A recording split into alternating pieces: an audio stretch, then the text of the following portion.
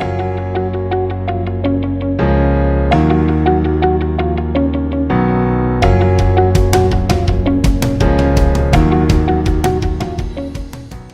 welcome back to another home hint from Border Home Inspection.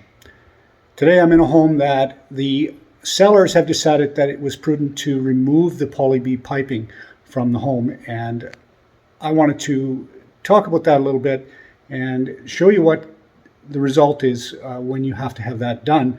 I don't necessarily agree that it should be done, or that it has to be done, I should say, but the insurance companies, for whatever reason, maybe they're getting more claims than I think they are, or they're just being prudent, preventing claims, I guess, maybe. I don't really know. I've been looking at poly B for 16 years, haven't really discovered any serious problems with it, but I do know a few plumbing companies that have had to deal with it from time to time. So let's look at what happens when you have to remove it, and why it's so expensive and so disruptive when you have to remove it. Let's have a look. So here you can see there's a patch on the wall, and that patch is just one of a lot of patches in this house. So in order to remove the poly B, you have to be able to access it. And of course, when you have finished materials like a finished ceiling and walls, and then the poly B is actually stapled inside, you want that poly B, or any plumbing line for that matter, to be more or less in the middle of the wall. So in order to keep it in the middle of the wall, they have to staple it. And when they staple it, of course, you can't remove it just by pulling it out. So, you know, you can see that there's a lot of work goes into fixing, removing and replacing and fixing. So that's why it tends to be so expensive and so disruptive. And again, these homeowners are doing this ahead of time, ahead of the sale, so that doesn't become an issue. So let's look a little bit further into this, and I'll show you what the results are. Every aspect of this, of the poly B, has to be removed, and again, like even the outside faucets are plumbed with poly B. In order to get that pipe out, you have to open it up, and usually a finished ceiling in the basement is not as critical because it's not usually stapled as much, but nonetheless you could be cutting into the ceiling in multiple locations, as they had to do here. So once again, to get this ceiling back to looking original, it's going to take a fair amount of time, energy, and of course money.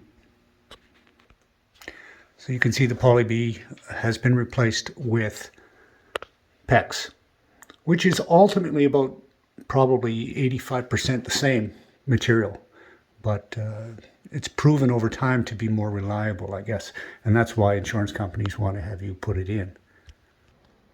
So here's some more of it here. Again, all the PEX has been installed instead of the poly B.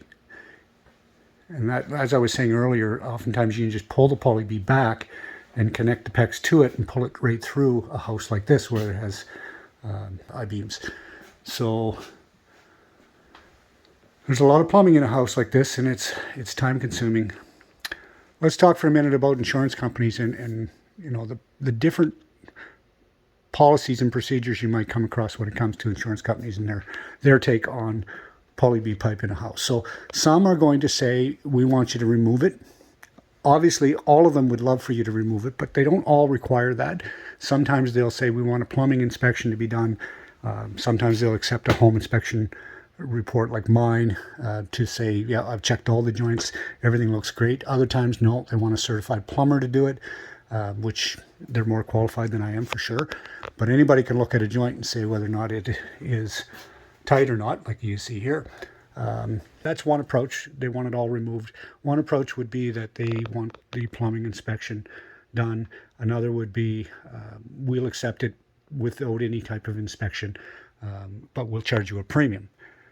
And other companies care one way or the other, and that's the way it's been for years. It's just another type of piping, but nowadays it's getting more difficult to insure poly B pipe. So bear that in mind when you're getting your home inspected.